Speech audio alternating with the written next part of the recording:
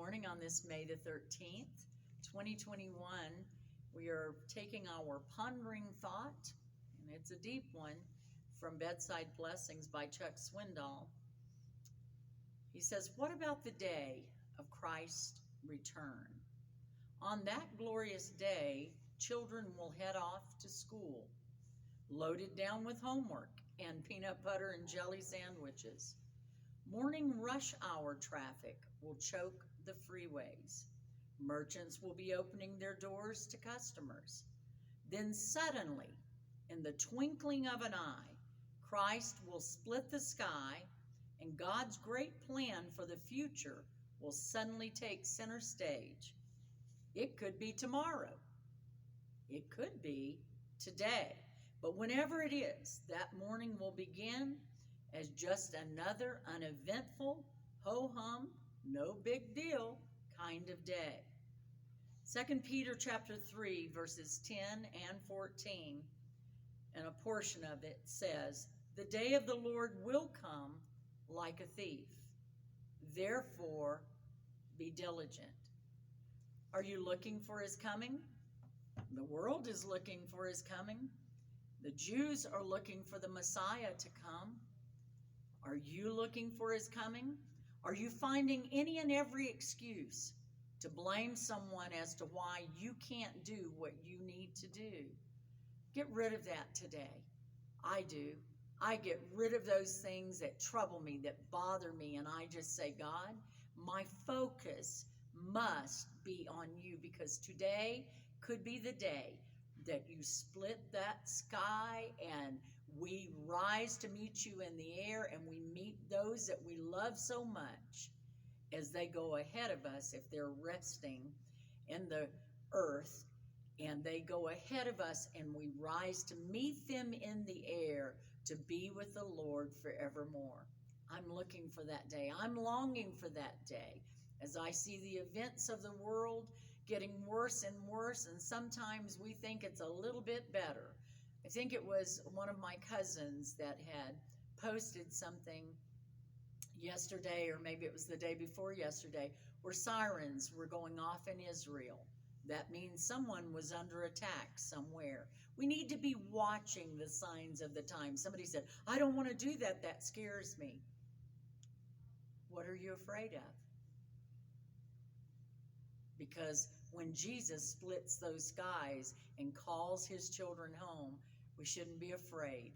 We should just be ready. Let's get it right. Let's stop the offense. Let's stop, "Oh, I don't want to go to church. Hey, this has been relaxing sitting home on the couch." All of those things that I have heard pastor after pastor after pastor say.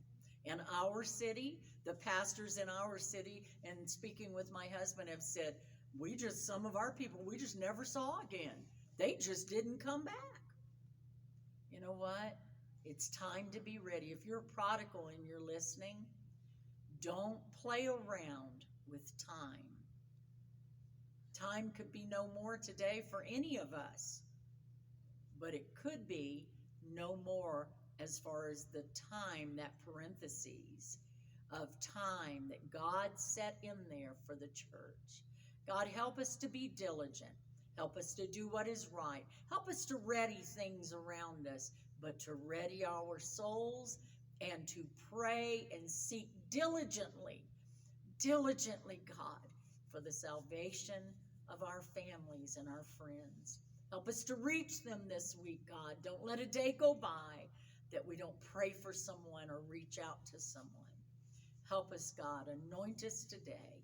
In Jesus' name, amen. And today we begin our reading in Ecclesiastes chapter 1, the New King James Version. We will be reading the first 6 chapters. And this is, if you've been following along, that is, since the 1st of January, this will be your 59th book of the Bible to begin. That's a beautiful thing, wonderful thing. The words of the preacher, the son of David, king in Jerusalem. "Vanity of vanities," says the preacher, "vanity of vanities, all is vanity. What profit has a man from all his labor in which he toils under the sun? One generation passes away, and another generation comes, but the earth abides forever. The sun also rises, and the sun goes down, and hastens to the place where it arose. The wind goes toward the south, and turns around to the north. The wind whirls about continually, and comes again on its circuit. All the rivers run into the sea, yet the sea is not full, to the place from which the rivers come. Then they return again. All things are full of labor. Man cannot express it. The eye is not satisfied with seeing, nor the ear filled with hearing. That which has been is what will be. That which is done is what will be done. And there is nothing new under the sun. Is there anything of which it may be said, see, this is new? It has already been in ancient times before us. There is no remembrance of former things, nor will there be any remembrance of things that are to come by those who will come after. I, the preacher, was king over Israel in Jerusalem, and I set my heart to seek and search out by wisdom concerning all that is done under heaven. This burdensome task God has given to the sons of man, by which they may be exercised. I have seen all the works that are done under the sun, and indeed all is vanity and grasping for the wind. What is crooked cannot be made straight, and what is lacking cannot be numbered. I communed with my heart, saying, look, I have attained greatness, and have gained more wisdom than all who were before me in Jerusalem. My heart has understood great wisdom and knowledge, and I set my heart to know wisdom and to know madness and folly. I perceived that this also is grasping for the wind. For in much wisdom is much grief, and he who increases knowledge increases sorrow.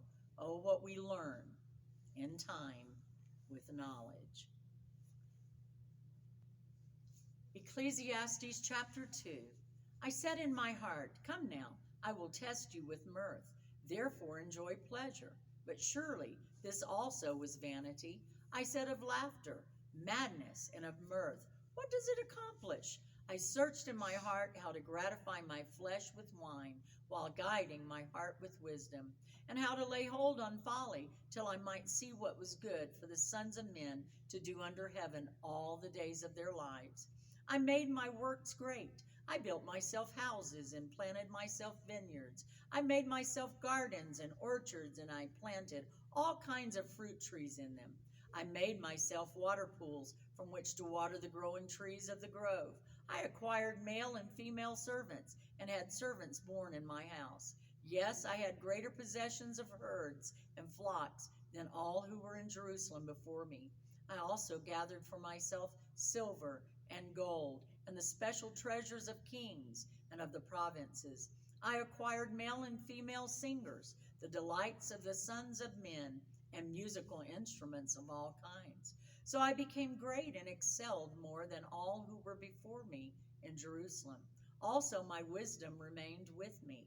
Whatever my eyes desired, I did not keep from them. I did not withhold my heart from any pleasure, for my heart rejoiced in all my labor, and this was my reward from all my labor. Then I looked on all the works that my hands had done, and on the labor in which I had toiled, and indeed all was vanity and grasping for the wind. There was no profit under the sun. Then I turned myself to consider wisdom and madness and folly. For what can the man do who succeeds the king? Only what he has already done. Then I saw that wisdom excels folly, as light excels darkness. The wise man's eyes are in his head, but the fool walks in darkness. Yet I myself perceived that the same event happens to them all. So I said in my heart, as it happens to the fool, it also happens to me. And why was I then more wise? Then I said in my heart, this also is vanity, for there is no more remembrance of the wise than of the fool forever, since all that now is will be forgotten in the days to come. And how does a wise man die? As the fool? Therefore I hated life, because the work that was done under the sun was distressing to me, for all is vanity and grasping for the wind. Then I hated all my labor in which I had toiled under the sun, because I must leave it to the man who will come after me. We need to think about what we're saying, my goodness. And who knows whether he will be wise or a fool? Yet he will rule over all my labor in which I toiled, and which I have shown myself wise under the sun. This also is vanity. Therefore I turned my heart and despaired of all the labor in which I had toiled under the sun. For there is a man whose labor is with wisdom, knowledge, and skill. Yet he must leave his heritage to a man who has not labored for it. This also is vanity and a great evil. For what has man for all his labor, and for the striving of his heart with which he has toiled under the sun? For all his days are sorrowful, and his work burdensome. Even in the night his heart takes no rest. This also is vanity. Nothing is better for a man than that he should eat and drink, and that his soul should enjoy good in his labor. This also I saw was from the hand of God. For who can eat or who can have enjoyment more than I? For God gives wisdom and knowledge and joy to a man who is good in his sight. But to the sinner he gives the work of gathering and collecting, that he may give to him who is good before God. This also is vanity and grasping for the wind. And now we read from a very familiar passage in Ecclesiastes chapter 3. To everything there is a season, a time for every purpose under heaven, a time to be born and a time to die, a time to plant and a time to pluck what is planted, a time to kill and a time to heal, a time to break down and a time to build up, a time to weep and a time to laugh, a time to mourn and a time to dance, a time to cast away stones and a time to gather stones, a time to embrace and a time to refrain from embracing, a time to gain and a time to lose, a time to keep and a time to throw away, a time to tear and a time to sow, a time to keep silence and a time to speak, a time to love and a time to hate, a time of war and a time of peace. What profit has the worker from that in which he labors? I have seen the God-given task with which the sons of men are to be occupied. He has made everything beautiful in its time. Also, he has put eternity in their hearts, except that no one can find out the work that God does from beginning to end. I know that nothing is better for them than to rejoice and to do good in their lives, and also that every man should eat and drink and enjoy the good of all his labor. It is the gift of God. I know that whatever God does, it shall be forever. Nothing can be added to it, and nothing taken from it. God does it, that men should fear before him that which has already been, and what is to be has already been. And God requires an account of what is past. Moreover, I saw under the sun, in the place of judgment, wickedness was there, and in the place of righteousness, iniquity was there. I said in my heart, God shall judge the righteous and the wicked, for there is a time there for every purpose and for every work. I said in my heart, concerning the condition of the sons of men, God tests them, that they may see that they themselves are like animals. For what happens to the sons of men also happens to animals. One thing befalls them. As one dies, so dies the other. Surely they all have one breath. Man has no advantage over animals, for all is vanity. All go to one place. All are from the dust, and all return to dust. Who knows the spirit of the sons of men, which goes upward, and the spirit of the animal, which goes down to the earth? Stopping right there. Stop telling your children there are dogs and cats and their pets in heaven, because that is not a truth. Listen to this again. All go to one place. It's talking about humanity and animals. All are from the dust, and all return to the dust. Who knows the spirit of the sons of man? That's our soul, the spirit, which goes upward, and the spirit of the animal which goes down to the earth. So I perceive that nothing is better than that a man should rejoice in his own works, for that is his heritage. For who can bring him to see what will happen after him? Ecclesiastes chapter 4. Then I returned and considered all the oppression that is done under the sun. And look, the tears of the oppressed, but they have no comforter. On the side of their oppressors there is power, but they have no comforter. Therefore I praise the dead who were already dead, more than the living who are still alive. Yet better than both is he who has never existed, who has not seen the evil work that is done under the sun. Again I saw that for all toil and every skillful work a man is envied by his neighbor. This also is vanity and grasping for the wind. The fool folds his hands and consumes his own flesh. Better a handful with quietness than both hands full, together with toil and grasping for the wind. Then I returned, and I saw vanity under the sun.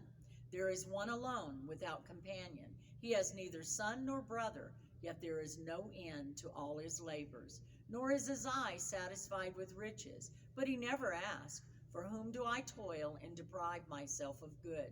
This also is vanity and a grave misfortune. Two are better than one, because they have a good reward for their labor. For if they fall, one will lift up his companion.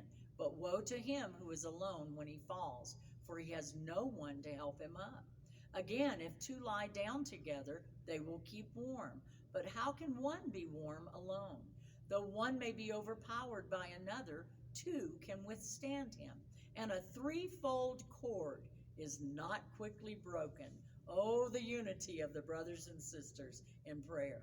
Better a poor and wise youth than an old and foolish king who will be admonished no more. For he comes out of prison to be king, although he was born poor in his kingdom. I saw all the living who walk under the sun. They were with the second youth who stands in his place. There was no end of all the people over whom he was made king. Yet those who come afterward will not rejoice in him. Surely this also is vanity and grasping for the wind. Ecclesiastes chapter 5. Walk prudently when you go to the house of God, and draw near to hear rather than to give the sacrifice of fools, for they do not know that they do evil. Do not be rash with your mouth, and let not your heart utter anything hastily before God. For God is in heaven, and you on earth. Therefore let your words be few. For a dream comes through much activity, and a fool's voice is known by his many words. When you make a vow to God, do not delay to pay it, for he has no pleasure in fools. Pay what you have vowed. Better not to vow than to vow and then not pay. Do not let your mouth cause your flesh to sin, nor say before the messenger of God that it was an error. Why should God be angry at your excuse and destroy the work of your hands? For in the multitude of dreams and many words there is also vanity. But fear God. If you see the oppression of the poor and the violent perversion of justice and righteousness in a province, do not marvel at the matter, for high official watches over high official, and higher officials are over them. Moreover, the profit of the land is for all. Even the king is served from the field. He who loves silver will not be satisfied with silver, nor he who loves abundance with increase. This also is vanity. When goods increase, they increase who eat them. So what profit have the owners except to see them with their eyes? The sleep of a laboring man is sweet, whether he eats little or much. But the abundance of the rich will not permit him to sleep. There is a severe evil which I have seen under the sun. Riches kept for their owner to his hurt, but those riches perish through misfortune. When he begets a son, there is nothing in his hand. As he came from his mother's womb, naked shall he return, to go as he came, and he shall take nothing from his labor, which he may carry away in his hand. And this also is a severe evil. Just exactly as he came, so shall he go. And what profit has he who has labored for the wind? All his days he also eats in darkness, and he has much sorrow in sickness and anger. Here is what I have seen. It is good and fitting for one to eat and drink, and to enjoy the good of all his labor in which he toils under the sun all the days of his life, which God gives him, for it is his heritage. As for every man to whom God has given riches and wealth, and given him power to eat of it, to receive his heritage and rejoice in his labor, this is the gift of God. For he will not dwell unduly on the days of his life, because God keeps him busy with the joy of his heart. And we're doing our final reading for the day, Ecclesiastes chapter 6. There is an evil which I have seen under the sun, and it is common among men, a man to whom God has given riches and wealth and honor, so that he lacks nothing for himself of all he desires. Yet God does not give him power to eat of it, but a foreigner consumes it. This is vanity, and it is an evil affliction. If a man begets 100 children and lives many years, so that the days of his years are many, but his soul is not satisfied with goodness, or indeed he has no burial, I say that a stillborn child is better than he. For it comes in vanity and departs in darkness, and its name is covered with darkness. Though it has not seen the sun or known anything, this has more rest than that man. Even if he lives 1,000 years twice, but has not seen goodness, do not all go to one place? All the labor of man is for his mouth, and yet the soul is not satisfied. For what more has the wise man than the fool? What does the poor man have? Who knows how to walk before the living? Better is the sight of the eyes than the wandering of desire. This also is vanity and grasping for the wind. Whatever one is, he has been named already, for it is known that he is man, and he cannot contend with him who is mightier than he. Since there are many things that increase vanity, how is man the better? For who knows what is good for man in life? All the days of his vain life, which he passes like a shadow. Who can tell a man what will happen after him under the sun? We are learning much about vanity in this book called Ecclesiastes. It's a very rich book. And sometimes in our mind it says, how is that vanity? I say to us, listen carefully, study it, research it.